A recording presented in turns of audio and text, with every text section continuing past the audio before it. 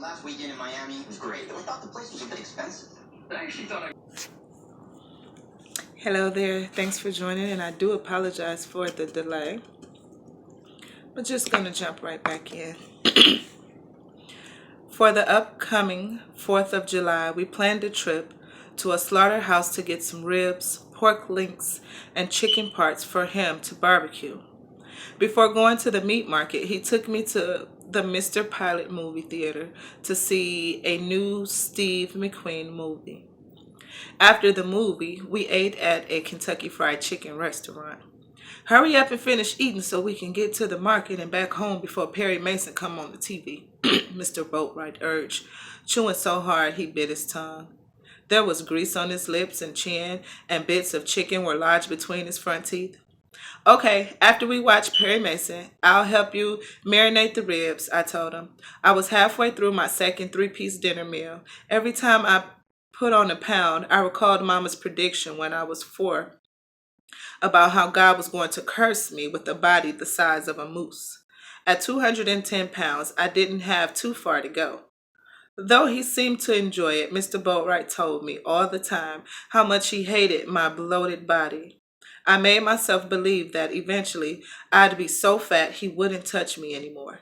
Mr. Boatwright, can I get some more chicken? The slaughterhouse was a big, broad, and gray building across the road from a truck stop. On a normal day, it was a madhouse. With the holiday coming up, one that was close to the first part of the month, when all of the low-income people got their checks and still had money to spend on meat, the place resembled a crime scene. A mob of boisterous people wearing Bermuda shorts and sandals, who had already completed their shopping, stood in front of the market waiting for a bus to take them back home. The parking lot was completely full, and some of the vehicles belonged to the police. The men who worked inside were running around with blood stains on their white smocks. Sweaty, impatient customers were standing at the counters 5 deep trying to bargain, trying to get credit, or trying to get an extra pound of something for free. Because of all the chaos and the fact that it took Mr. Boatwright so long to walk from one counter to another, he had to lean against the wall and rest for 10 minutes between each counter we went to. It took us longer than we expected to get our orders filled.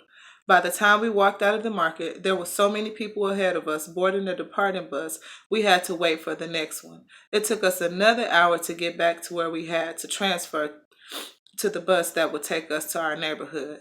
By then, it was too late. The last bus for the day on that route had come and gone. I guess we'll have to take a cab from here, Mr. Boatwright said angrily. Let's walk the rest of the way home, I suggested. Our house was 15 blocks away, but I didn't mind. What's wrong with you, girl? I'm lucky to be alive after all that walking I done did today, Mr. Boatwright snapped. There were several times I forgot about his fake leg and the fact that he was an old man. All these packages we toting to? Let's get to the payphone yonder and call a cab. The nearby payphone at the corner in front of Thurston's pharmacy was out of order. Maybe the drugstore there got one. Start stepping, girl. I followed Mr. Boatwright inside the drugstore. While he went to the back of the phone to use the phone, I waited on the stool at the soda counter with our packages, enjoying the air conditioning and the strawberry milkshake.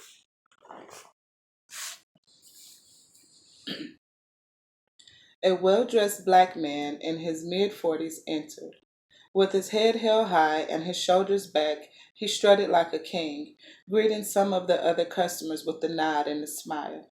He was tall like my daddy, but much more handsome. He looked a lot like Mama's favorite entertainer, Harry Belafonte. He had dark brown skin, full lips, wavy black hair, and, of all things, green eyes. He nodded and smiled at me, revealing a set of dazzling white teeth. I smiled back and watched him stop at the corner and back of the drugstore where they filled prescriptions. Mr. Boatwright returned with a tortured look on his face. What's the matter? I asked.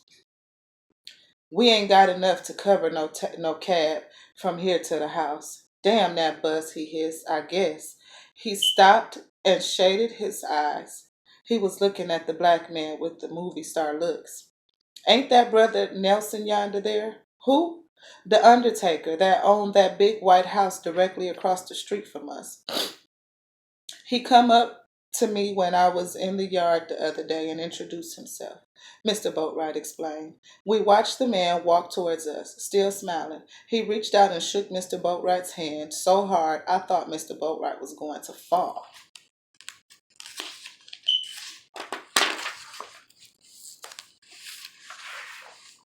How you feeling, Boatwright? The man drawled in a deep, husky, slightly southern accent. It's good to see you again. I pushed my milkshake aside and leaped up off my seat, smoothing my eyes. Oops, I'm sorry. Smoothing the sides of my cheap corduroy jumper. Oh, I'm fair to Madeline. Middling.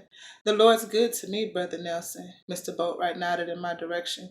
This the youngin' live in the same house with me and her mama. I know you done seen her up and down the tree shucking it for them buckeye nuts. Annette, this is Brother Nelson. Hi, Mr. Nelson, I said shyly. He shook my trembling hand. I got a girl around your age. She's spending her summer vacation with her aunt down south, Mr. Nelson told me. Oh, look like you folks got a lot of shopping done there. Yep, we been to the slaughterhouse out on Highway 80. We can't afford them high and mighty prices at Kroger and the A&P like you. Me and this girl here go to the slaughterhouse too, 3 times a month. Even Kroger can't beat them screaming meaty pork ribs the slaughterhouse sell. Praise the Lord, Mr. Boatwright laughed, shaking his head. Well, I wouldn't know. We don't eat pork, Mr. Nelson informed us with a serious look on his face. You know, black folks would be a whole lot healthier if they'd give up certain things, especially pork. I bobbed my head up and down in agreement. I read about it in that black Muslim newspaper they go around selling. They say too much pork can kill you, I offered. Mr. Boatwright rolled his eyes at me and sighed with expiration. Well, mighty funny you wanted to stand in that long line just to get them pork link sausages, he teased. That's why we missed the last bus, and now we ain't got no way to get home unless we can call the police, Mr. Boatwright complained. He immediately turned to Mr. Nelson and looked at him with pleading eyes. I'm going in your direction. Y'all welcome to ride along with me, Mr. Nelson told us, opening his arms like we was going to hug somebody. Mr. Boatwright couldn't gather our packages fast enough. There was a shiny black Cadillac parked in front of the drugstore, the same car I'd seen in front of the undertaker's house. Mr. Boatwright jumped in the front, all the while complaining about his leg, and I got in the back. How your family doing? Scary Mary tells me you got your hands full, Mr. Boatwright.